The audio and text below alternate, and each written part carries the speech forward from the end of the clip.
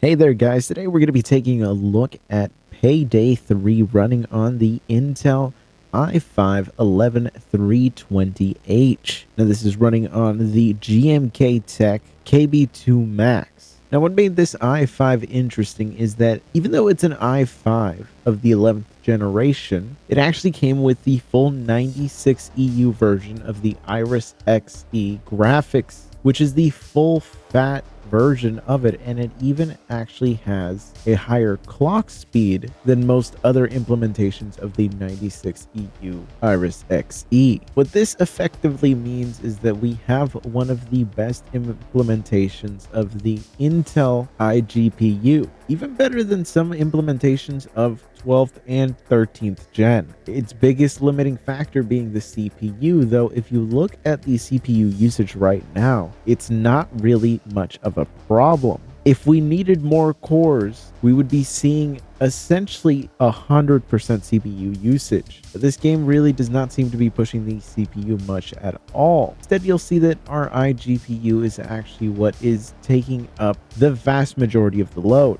Unfortunately, what that means is that currently Intel's top of the line iGPU is just not going to be capable of running this title. Our 1% lows are pretty abysmal, and we're also not getting incredible averages.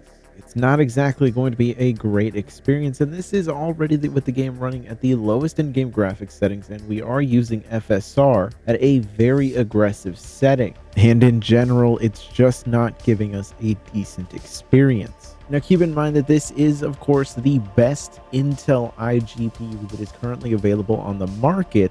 There really hasn't been much of an upgrade in terms of iGPU on Intel's side from 11th gen to 12th gen or 13th gen. They're all essentially identical. Though luckily Intel's next implementation, that being Meteor Lake, is supposed to actually have a pretty massive improvement in terms of the iGPU, and let's hope that that actually ends up being the case, because this title is just not playable on the best that Intel has to offer right now. And again, the numbers on the screen show you that the CPU is not being the limiting factor here. It is that iGPU, which means that no matter what Intel CPU we have, the iGPU is just not going to be powerful enough to run this title. Very, very unfortunate to see, but that is just the case here. Anyways, I'll catch you guys in the next one.